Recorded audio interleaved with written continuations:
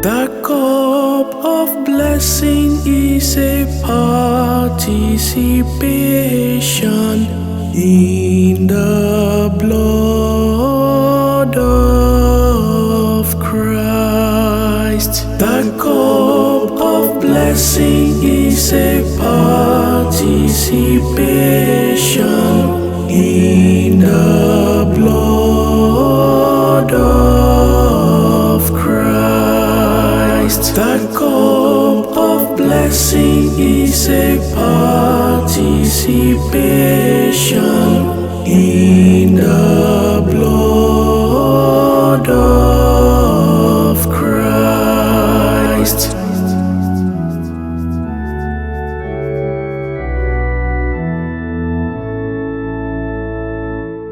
How can I repay the Lord for all His goodness to me? The cup of salvation I will raise. I will call on the name of the Lord.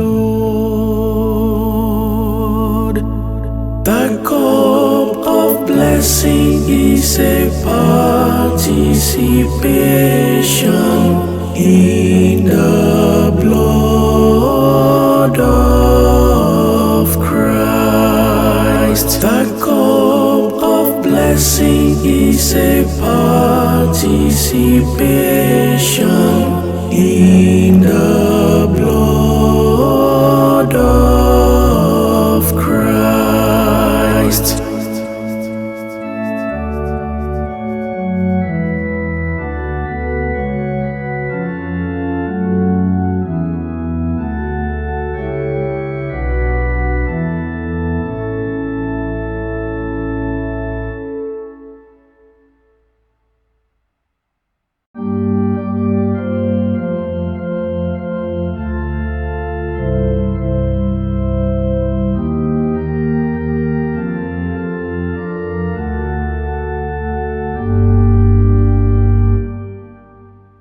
Iko dị nsọ anyị na-agọzi, boriri ọbara Kristi. Iko dị nsọ anyị na-agọzi, boriri ọbara Kristi.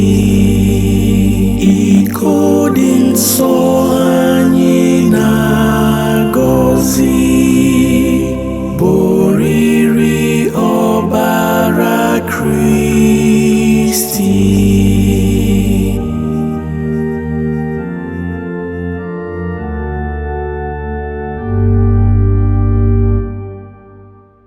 Kedu ihe m ga-emere Onyenwe anyị maka ihe ọma niile o mere m?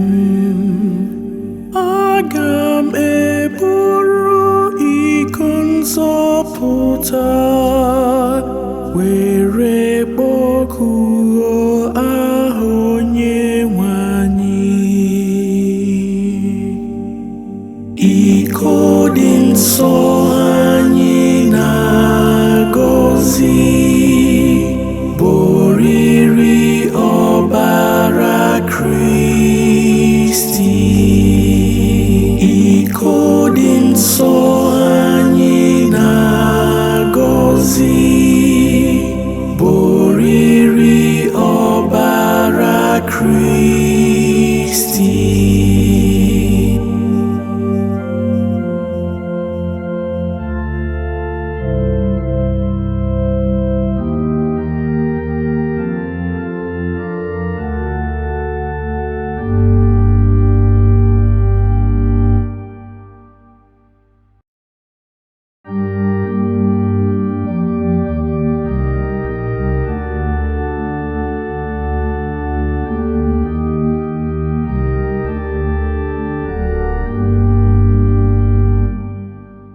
Father, into your hands I commit my spirit. Father, into your hands I commit my spirit. Father, into your hands I commit my spirit.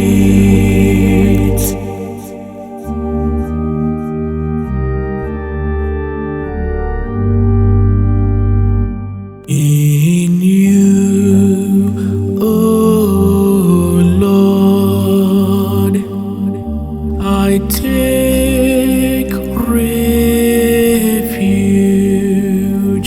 Let me never be put to shame. In your justice, set me free.